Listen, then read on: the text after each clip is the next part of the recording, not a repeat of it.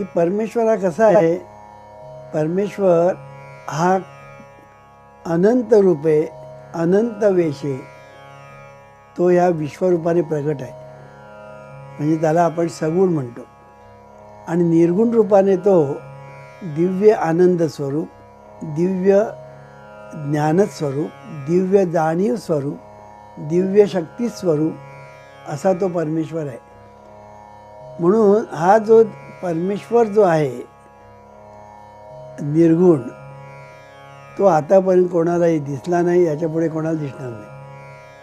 पण परमेश्वर हा जो सगुण आहे, तो सगुण परमेश्वर जगामध्ये, विश्वामध्ये निसर्ग रूपाने, अनंत कोटी ब्रह्मांड रूपाने तो प्रगट आहे.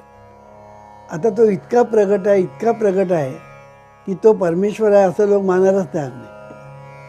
अडचण ही झालेली आहे आता, कारण की नाही, तो अत्यंत निराकार, निर्गुण, अनंत, अव्यक्त, अदृश्य असा परमेश्वर दिसत नाही म्हणून आपण ओरडतो. बरं, तुम्ही आता ओरडता म्हणून परमेश्वराने काय केलं, आपण सगुण झालो. तुझं सगुण म्हणो की निर्गुण रे, सगुण निर्गुण एक गोविंद रे, की तो सगुण झाला का, तर तुम्हाला ईश्वर दिसावा, परमेश्वर दिसावा, पावलोपावली क्षणोक्षणी तुमच्या अनुभवाला ते यावा, म्हणून तो विश्वरूपाने प्रगट झाला. तो इतका प्रगट झाला, इतका प्रगट झाला की लोकांना तो परमेश्वर आहे हेच मानायला लोक तयार नाही. पुन्हा ही अडचण झाली. म्हणजे दोन्ही बाजूने परमेश्वराबद्दल ही अडचण झालेली आहे.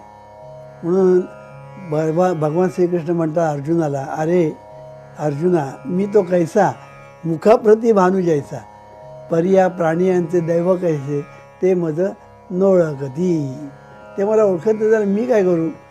मी तर अगदी व्यक्त झालेलो आहे, दृश्य झालेलो आहे, प्रगट झालेलो आहे, तुमच्या समोर आहे, मागे आहे, उजव्या बाजूला आहे, डाव्या बाजूला आहे, वर आहे, खाली आहे, आणि तरीसुद्धा तुम्हाला तो दिसत नाही झाला, मी काय करू.